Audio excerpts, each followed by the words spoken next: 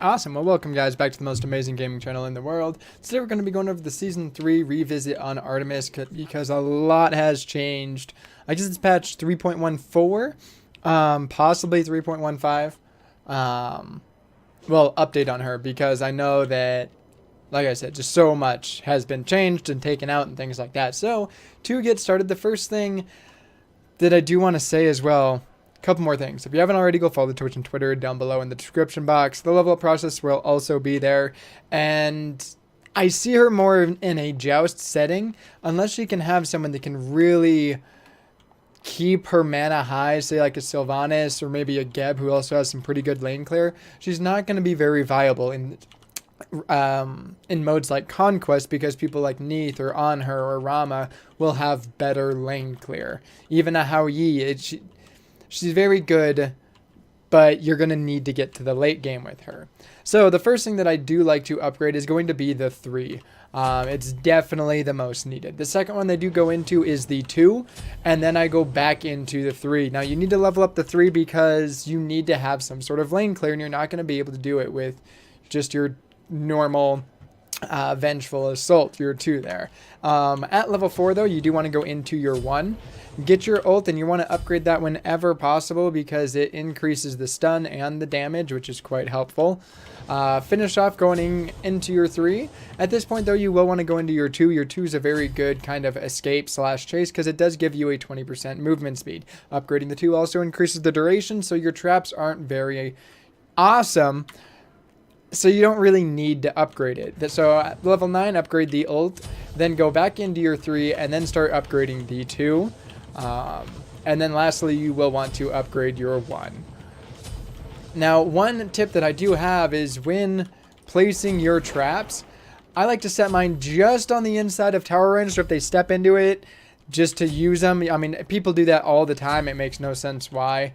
They're essentially just giving you free poke. I go ahead and I will put all 3 of mine on each other. The reason why is a lot of people don't see it, and you can use this trap for 3. You have the damage per tick, which will be 85 times 3, and it does that damage per tick. So you actually will do quite a bit of damage, and most of the time this is just for the laning phase. I mean, obviously you'll want to put them up in separate areas as well, but for the most part, if you have someone coming into tower and all of a sudden they get hit by 3 of them, it does some, it's nice. Now to actually go on with the build itself, the first thing you're going to want to go into is going to be boots. The reason why you want to do this is just for the fact that you need that little bit of movement speed. So I will usually go into death toll and then some warriors tabi and then some potions.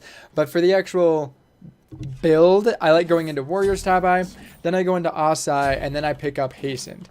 Now I pick up hastened as my 3rd one just for the the attack speed and the movement speed as well. I then go into Wind Demon, and then depending on how the match is going, if I am getting fed, I will go directly into Deathbringer. However, if I'm not really doing much and I'm going to be more in the sieging towers phase, I mean, at this point, you should know what's going on. It's your 5th item. Essentially, pick up Titan's Bane and then go into Deathbringer. It just kind of depends on how the game is going. And then I have Masamune on here is for the fact I will sell boots at the late game. The reason why is because, yes, you do get 18% movement speed, but most people will only build boots. They don't really have many other movement speed items. So this is 18%. Hasten Vitalis gives you 10%. You get 50 damage with Masamune, and you only get 45 or 40 with Warriors Tabi. So late game, I will sell Warriors Tabi and go back into Masamune. This still gives you 20% movement speed, which is 2% faster than other people who don't have items. You also have your 2, which you can use, which gives you an extra 20% movement speed. And I almost always pick up Sprint with her, so that you have some sort of an escape. So if you're watching the speed down here in the left hand or the bottom left hand corner, you'll see at 438, and I can use that. And then if you activate, you're going to be at 582. You'll be faster than Mercury. And with this, like, you really do just destroy with this build if you ever crit. There we go. The last time I used this build, I went 19-3. It was amazing. You just destroy people. Especially if they have more health than you. Masamune helps with that. And this is the build that I absolutely loved. So thank you guys so much for watching. If you did enjoy, give it a like, comment, subscribe. And until the next time, guys, have yourself a fucking amazing life.